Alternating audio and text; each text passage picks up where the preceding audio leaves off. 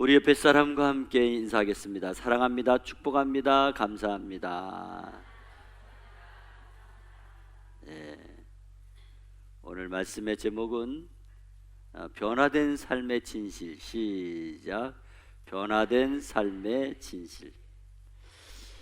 세상에는 진짜 같은 가짜가 많이 있습니다. 그래서 전문가가 아니면 가짜를 찾기가 힘듭니다. 오래전에 진품 명품이라고 하는 방송 프로가 있었습니다. 그때 제가 볼 때는 진품 같은데 가품이라 그러고, 제가 볼 때는 가품 같은데 감정사가 또 진품이라 그러고, 하나도 못 맞히겠더라고요. 감정사가 자세히 보면요, 진품인지 가품인지 정확하게 구분해내는 것을 보았습니다. 한 번은 노인시설복지관에서 식사를 합니다. 그런데 어떤 분이 식권도 없이 와가지고 막 밥을 달라고 큰 소리 치는 거예요. 알고 보니까 그분이 어느 교회를 다니시는 분이라는 건 알고 있는데, 그렇게 억지를 쓰고 식권도 안 내면서 큰 소리 치고 난리를 치는 거예요. 그때 마침 식권 받는 그 봉사를 도와주던 목사님 아들이 있었어요. 그 아들이 이름이 다윗이야. 이 다윗이 그 어르신하고 실갱이를 벌인 거예요. 곤욕을 치렀죠. 근데 그분이 예수 믿는 분이라는 거예요. 그러니까 이 다윗이 집에 와가지고 그러는 거야. 아버지, 왜 교회 다니는 분들이 질서를 더 안 지키는 거예요? 목사님들이 잘못 가르쳐서 그런 거 아니에요? 그러면서 막 따지는데 할 말이 없더랍니다. 요즘 복지계통에서 일을 하시는 분 중에 기독교인이 참 많다 그래요. 물론 이제 교회에서 지정을 받아가지고 관리하는 그런 곳은 당연히 믿는 사람들이 있죠. 그런데 일반 복지 센터라든가 복지관 이런 곳에 기독교인들이 일하시는 분들이 많다 그래요. 그런데 어떤 분 보면 교회를 다니는 줄 분명히 알고 있는데 밝히지 않는다는 거예요. 밝히지 않는다는 거예요. 분명히 그분이 성도인 줄 알고 있는데 떳떳하게 밝히지 않고, 그리고 아주 비신앙적인 행동을 하는 것을 볼 때에 야, 어떻게 저럴 수 있나 의아하게 생각하게 되고, 또 가슴이 참 아팠다는 이야기를 들었습니다. 여러분, 예수 믿는 것이 그렇게 부끄러운 일입니까? 여러분의 교회가 부끄럽습니까? 교회가 작아서 그런 겁니까? 아니면 아직 신앙적으로 본이 되지 못해서 교회에 누가 될까봐 조심스럽게 하려고 그러는 겁니까? 아니면 교회 다니시는 것 때문에 불이익을 당할까봐 그러십니까? 좋습니다. 다 이해할 수 있습니다. 아니, 이해해야 됩니다. 그렇지만 오히려 우리가 먼저 그리스도인 된 신분을 밝힘으로 인해 가지고 나 자신의 태도와 모습이 조금은 조심스럽게 보여질 수 있고 거룩한 부담을 가질 수 있는 그런 이점도 있습니다.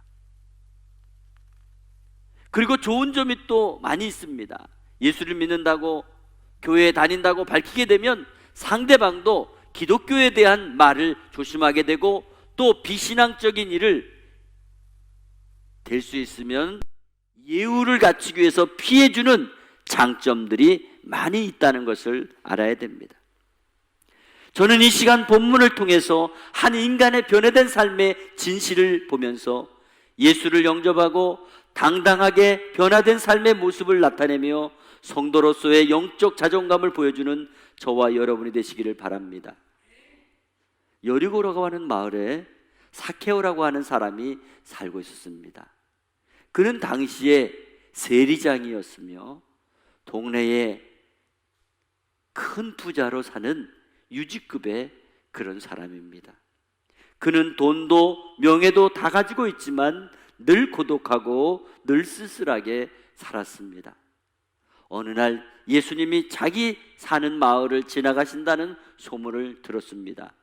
그는 평소에 예수님이 어떤 분인지 늘 궁금했습니다. 그 예수님은 가난한 사람들과 또 병든 사람들과 또는 소외된 사람들과 세리들과 친구가 된다는 것을 알았기 때문입니다. 그래서 그분을 만나고 싶어 했습니다. 그런데 마침 자기 마을에 오신다는 소문을 듣고 달려갔습니다. 사람들이 많이 온 집에 있는데 그는 그 속으로 들어갈 수가 없었어요. 그는 키가 작아서 예수님을 볼 수가 없었습니다. 그렇지만 그는 포기하지 않았습니다. 예수님을 보기 위해서 어린아이같이 돌무화과 나무 위로 올라갔습니다. 그리고 예수님께서 지나가시는 것을 보려고 했습니다. 마침 예수님께서는 그 돌무화과 밑을 지나가셨습니다. 그러더니 그 밑에서 고개를 들었습니다. 그리고 사케오야 내려와라 불렀습니다. 오늘 내가 너희 집에 머물겠다 말씀하셨습니다. 그러자 사케오는 즐거워하며 예수님을 자기 집으로 영접했습니다. 그 광경을 보고 있던 많은 사람들이 수군수군 됐습니다. 아니, 어떻게 예수님이 죄인의 집에서 머무신다고?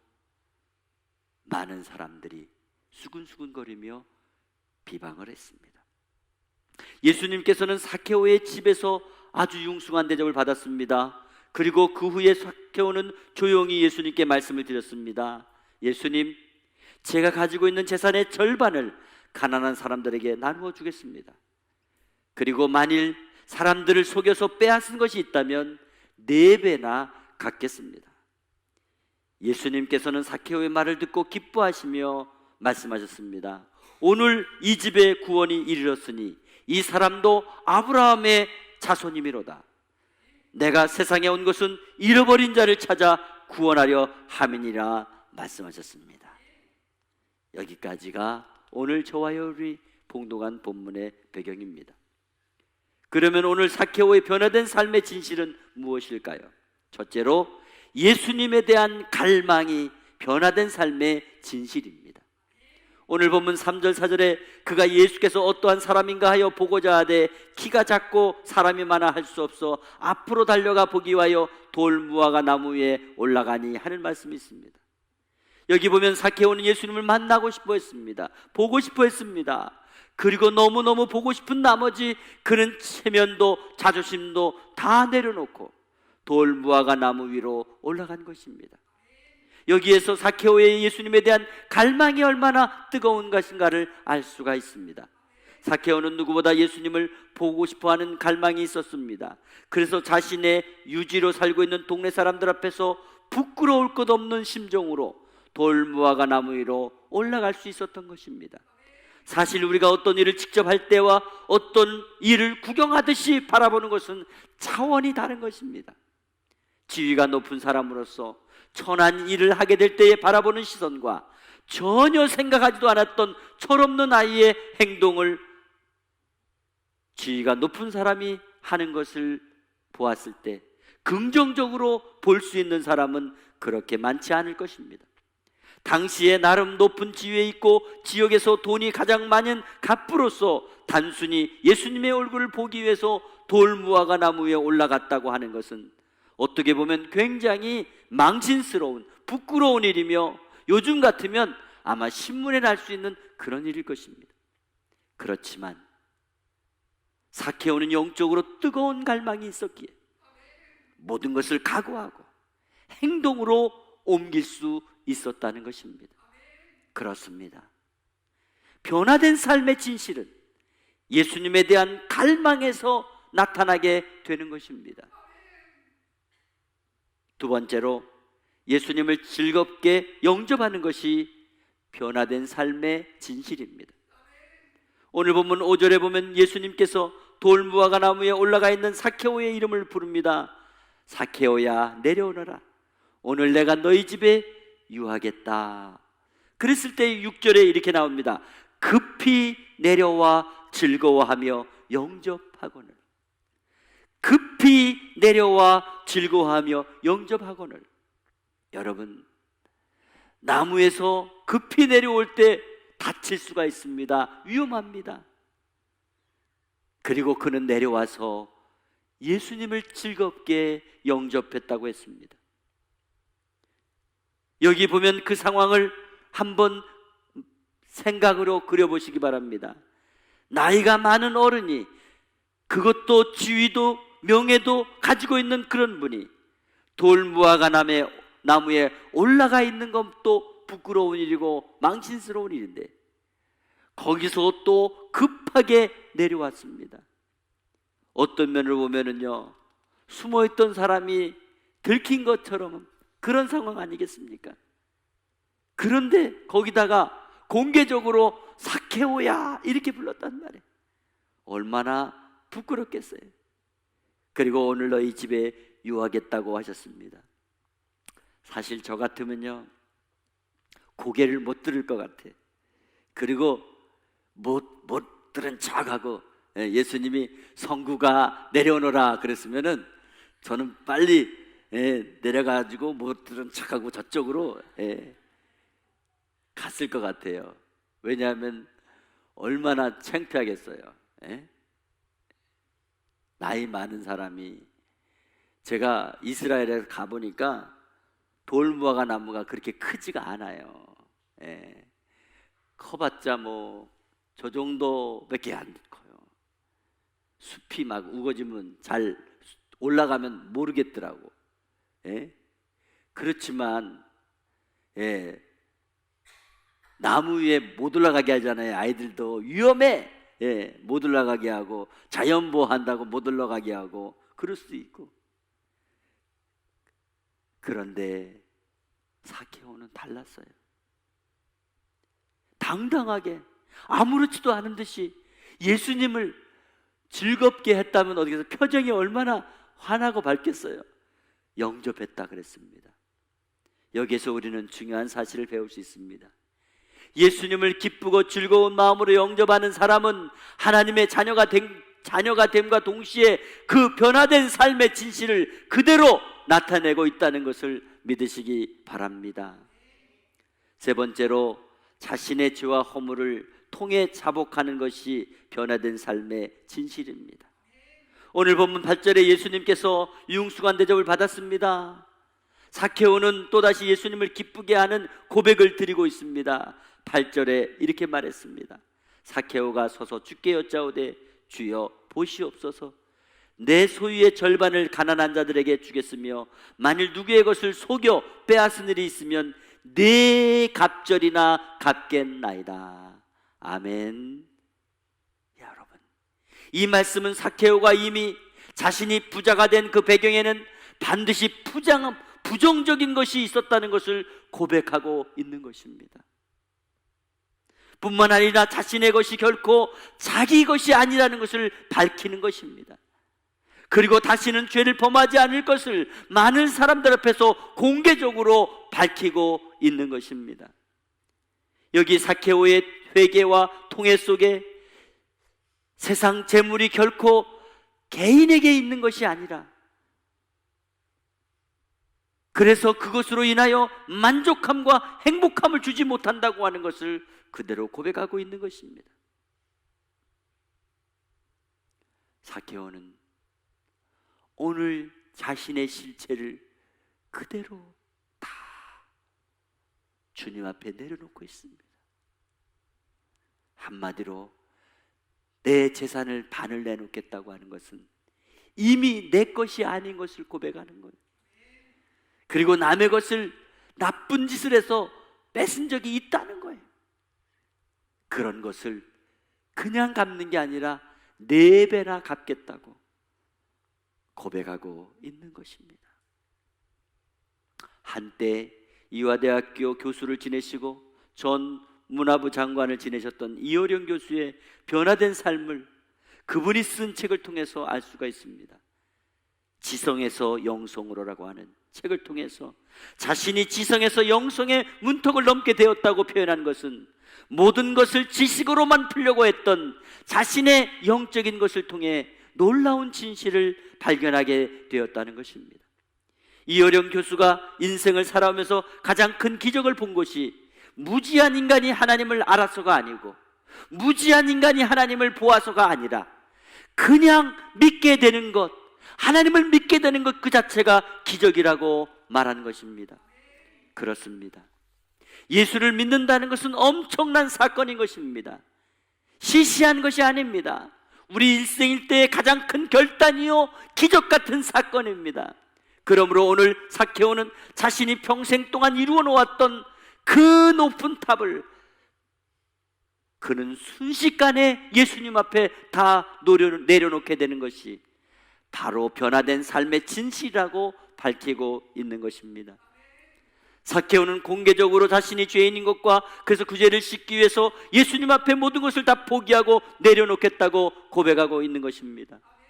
사랑하는 성도 여러분, 왜 오늘날 믿음의 공동체가 세상에 대하여 연약한 모습으로 끌려가며 수없이 많은 지탄을 받는 이유가 어디에 있다고 생각하십니까? 왜 우리의 신앙이 자랑스럽지 못하고 영광스럽지 못하고 남들에게 말할 수 없는 비밀이 되어 살아가야 된단 말입니까? 삶의 변화된 진실을 보여주지 못하고 있기 때문입니다. 오늘 삭개오의 모습을 보고 배울 수 있기를 바랍니다. 그럴 때 우리는 진정한 변화된 삶의 진실을 보여줄 수 있으며 21세기의 제2의 삭개오가 될 줄 믿습니다. 우리가 믿는 믿음에 대한 확신과 구원에 대한 고백이 없이는 변화된 삶의 진실이 드러날 수 없으며, 그렇다면 우린 여전히 고린도전서 15장 19절을 말씀에 밝힌 사도 바울의 고백처럼 모든 사람들 가운데에 가장 불쌍한 자일 수 있다는 것을 알아야 됩니다. 그러므로 분명한 영적인 믿음을 가지고 살아계신 예수 그리스도가 우리의 영원한 구원주이심을 확증하며 밝힐 수 있는 변화된 삶의 진실을 보여준다면 우리는 반드시 제2의 삭개오가 되어 수많은 사람들을 구원하게 되는 21세기의 누가복음 19장의 또 다른 주인공으로 기록될 줄 믿습니다. 먼저 예수님에 대한 간절한 갈망이 있기를 바랍니다. 어떻게든지 주님을 만나고자 하는, 주님을 찾고자 하는, 주님을 의지하고자 하는 그런 갈망이 있기를 바랍니다. 그분이 아니면 안 된다고 하는, 그분을 보고 싶어하는 그런 갈망이 있기를 바랍니다. 그리고 예수님께서 하신 모든 것에 즐거움으로 동참할 수 있기를 바랍니다. 그분이 어떤 상황, 어떤 형편, 어떤 처지에 있든지 그분의 부르심 앞에 우리는 기쁜 마음으로, 즐거운 마음으로 응할 수 있기를 바랍니다. 그리고 무엇을 이루었든지 우리의 이루어온 모든 것을 언제든지 주님 앞에 내려놓는, 그래서 우리의 죄와 허물의 고백이 비로소 주님께서 내 삶을 직접 핸들링 하시며 이끌어 가실 수 있는 놀라운 기적 같은 역사가 저와 여러분의 삶에 일어나기를 간절히 바랍니다. 예수 그리스도인의 변화된 삶의 진실, 그 중심에 서서 하나님의 교회와 하나님의 나라에 크게 쓰임을 받게 되는 저와 여러분, 그리고 여러분의 가정이 되시기를 주 예수 그리스도의 이름으로 축원합니다. 축원합니다.